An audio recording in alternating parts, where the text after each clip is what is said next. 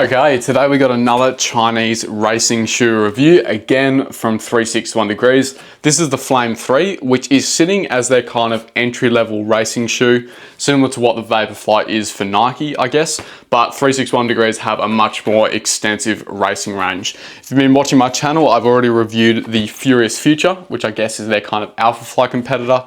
They also have the standard Furious range, the Furious 2 here.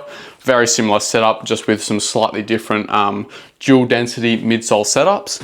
And then finally, we also have the Miro Nude, which is the Evo Pro 1 competitor, about 130 grams in my men's size 10. Very, very light, very, very responsive. So pretty extensive. This is sitting at the kind of bottom, but it's by no means an inferior product. I've done about 60 Ks of running in this now, which is more than I would usually do in a shoe which I'm not usually going to race in. So yeah, I wanted to share a few thoughts. Yeah, it's been pretty good. So starting off with some specs, this is a slightly lower stacked racing shoe. I just checked their website on AliExpress and they claim that it has a 33mm stack in the heel with a 6mm drop. And I'm not usually one to argue with the manufacturer on the stack heights, but I'm not sure that's quite right. I have got easily 40mm in my pair in a men's size 10, which would usually mean from the sample size, you're probably looking at about 36, I would say. So I'm not quite sure it's that low, but it is definitely lower than that 40mm limit. There is a bit of midsole sidewalls here, but I do think the 6mm drop is on point. It does feel like there's a little bit more stack in the forefoot comparatively. The midsole foam, they are calling their Flame midsole, their Quick Flame midsole, which is a nylon-based compound, which is another word for PEBA.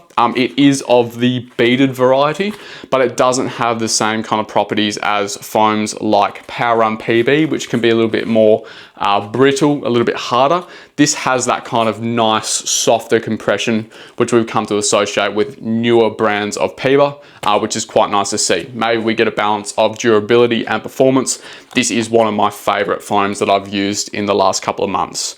We have a carbon plate running through there from heel to toe, a few cutouts as well, and with the lower stack height, we are weighing in at 215 grams for my men's size 10, which means that it's about 10 to 15 grams lighter than other racing shoes. But in this application, I'm not sure that weight is the main priority. Running through the shoe, as always, we'll start with the upper, which is quite a Vaporfly-esque affair. We have a little bit more of a stiff heel counter back here with that kind of ring of padding around there. And then running through the rest of the shoe, it kind of becomes more flexible, breathable, still quite kind of stiff. It doesn't have a heap of stretch to it, so the lockdown is quite secure, and the wrap through the midfoot is very nice. I would say that this is a standard super shoe fit in terms of squeezing through the heel and midfoot, but we do have more of a rounded, almost squared off toe box, which I think will make this a little bit more accommodating. It kind of gives you that super shoe security in terms of not sliding around on the midsole, but it doesn't have that kind of nasty squeezing, especially on the outside edge. We just have a little bit more room here. I did have a bit of issues with blistering on the left Achilles. I think that this stiffness here through the heel counter just comes up a little bit further than it needs to. You can see a bit of fraying there. But I would say that this shoe was never the initiator of blistering. I'm someone who blisters from a lot of different shoes. So this time around, it started off from the Adios Pro 4.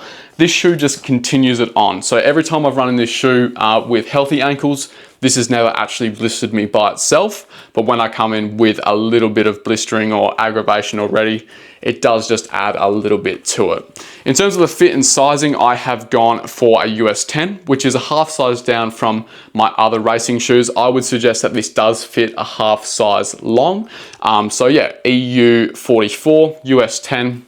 I've still got a decent amount of room ahead of the toes, and yeah, a decently roomy forefoot fit as well.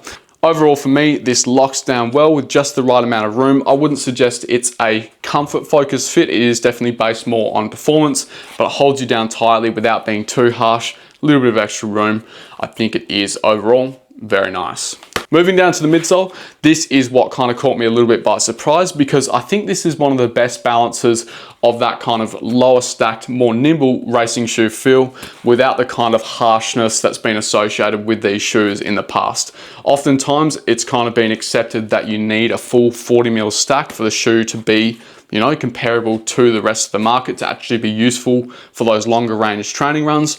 But something about the way that they've tuned this PIBA foam, the carbon plate, 6mm drop as well, maybe a bit more guts up in the forefoot, it just means that I get this more kind of grounded, nimble, in touch feel with the road without that kind of harshness or that kind of brutal snap as you land on the road. I found it to be propulsive enough to kind of be in line with some of the earlier versions of the Vaporfly.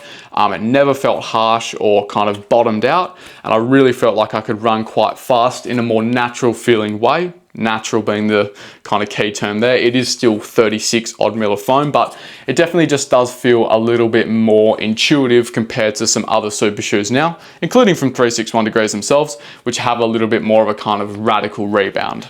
It was just a shoe that I could chuck on for 400, 800, 1K reps and not really have to think about it, but I was never disappointed or let down by the performance that I got from it. I do think it is also reasonably stable, despite the fact that it does squeeze a fair bit into that midfoot section and through the heel as well, with the cutouts too. I think because it is a little bit closer to the ground, and the more resilient feel of that quick foam does just kind of hold up to compression, and never really felt like I was kind of tipping off the shoe or felt like I was kind of out of touch. Overall for me, this is a shoe which is a fantastic faster session option. Tempo runs it can kind of do, but I do think it's kind of bread and butter is runs where you're trying to accelerate, trying to kind of get the turnover up, and you want to run more freely without the kind of big, tall, stiff rockers, which can kind of take away from that quick turnover. For me, this is a shoe which is borderline raceable as well. I could happily take this for a 5 or 10K. I don't think I'd feel disappointed by what this shoe has to offer. It's nimble, it's simple, it feels more natural underfoot. It doesn't have that harshness that some other lower stack racing shoes have, like maybe a Takumi Sen 10 or some of the 5 and 10K racing shoes on the market right now. It definitely doesn't have that kind of snappy, aggressive edge, but it does still keep up with whatever pace you want to run. I think this is a nice kind of midway point between your speed trainer and your full-blown racing shoe, where you feel like you're not really missing out, but it's not doing all of the work for you. I really enjoyed this shoe. I've done more Ks in it than I was expecting. I think this is a very nice, especially lower budget option, which can handle a good deal of training. Moving down to the outsole, we have this lattice structure rubber, very similar to what Mizuno are using on their racing models.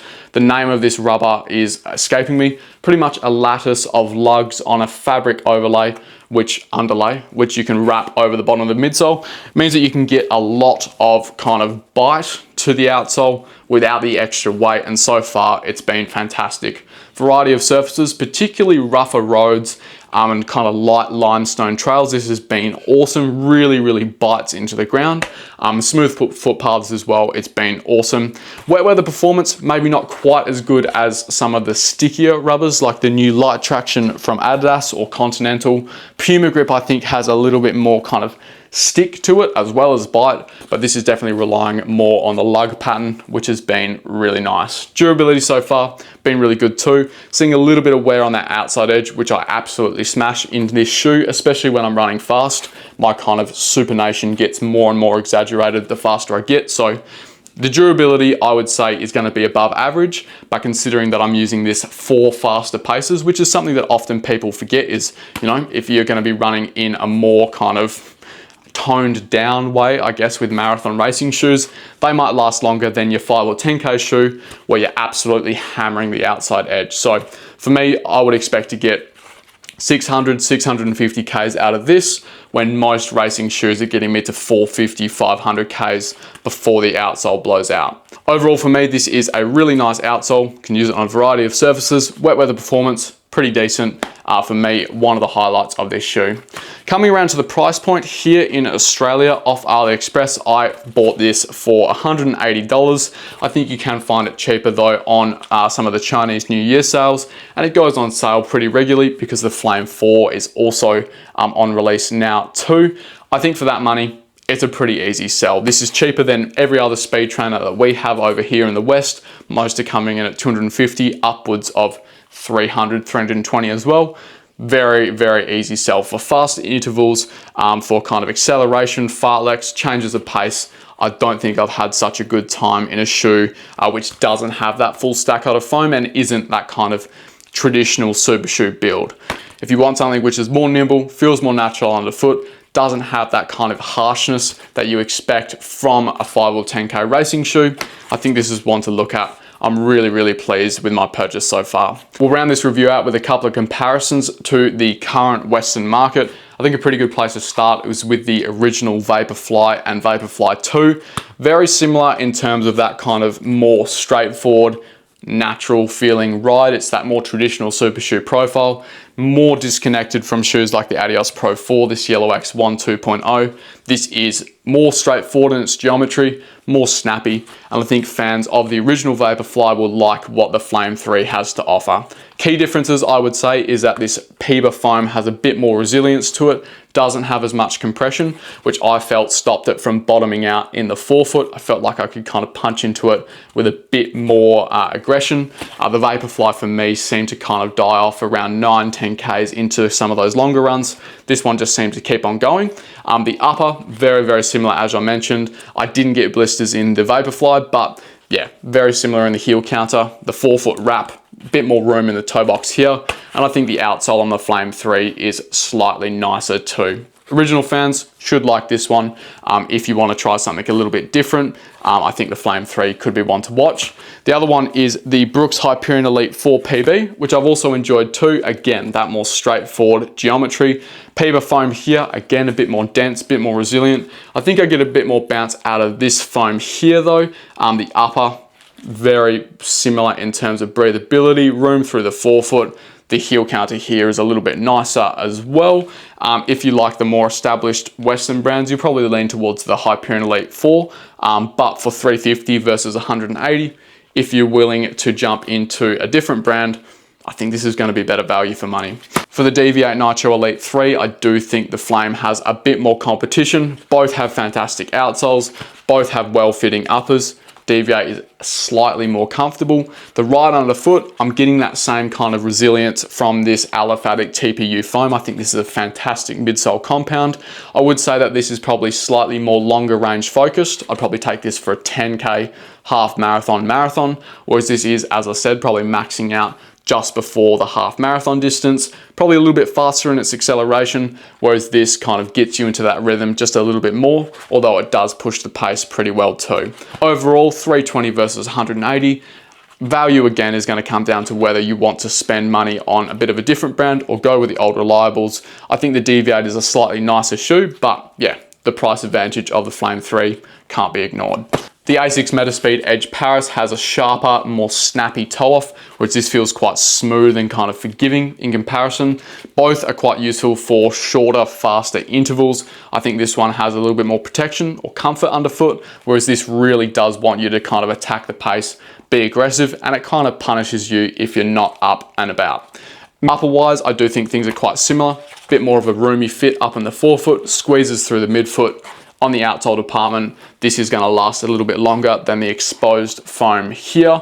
Overall, both are great shoes. The Metaspeed Edge Paris, I'll probably actually race the 5 and 10K in, whereas the Flame 3 I would use to train towards the 5 and 10K with a bit more forgiveness, a bit more comfortability to get me through regular training, whereas the Metaspeed Edge Paris I only kind of pull out every so often to get that kind of more aggressive, snappy, punchy feel.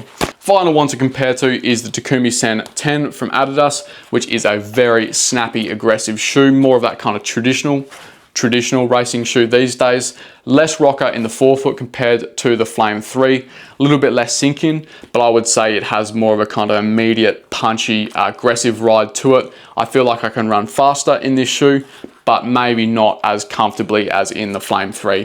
The fit is a lot more snug and dialed in. This is that kind of racing shoe torpedo fit. The outsole as well, bit more suited to smooth, kind of clean footpaths, whereas this with the lugs can handle a bit of dirt, a bit of gravel, which is quite nice here in Perth. Overall for me, this is more suited to 5K training, really getting the pace up, whereas I can take this for 5, 10K, even half marathon reps and feel pretty comfortable in it as well. So yeah, bringing that all together, the 361 Degrees Flame 3 is a simple, straightforward, comfortable racing shoe which gives you that nimble feel without the harshness or kind of leg punishing feel that you can get from a Takumi or from an Edge Paris. I think it's borderline raceable, honestly. There's nothing to really complain about here. If you like shoes like the Vaporfly, you like that kind of more straightforward feel, you're not really fussed with this new age racing shoe with tall rockers, high stacks, compressive foams, this could be something to look for, especially at a budget price of 180 bucks. I think it is a really nice pickup. Been a really good change up in my rotation. Really enjoyed this shoe so far. The Flame 4 is out now as well, so we'll look to get that into review pretty soon. And we've also got a couple of other 361 Degrees shoes to check out too. So yeah, that's my review. Pretty nice. Good work from 361 Degrees, keeping things simple, giving a few different options on the marketplace, which I think is always a good thing.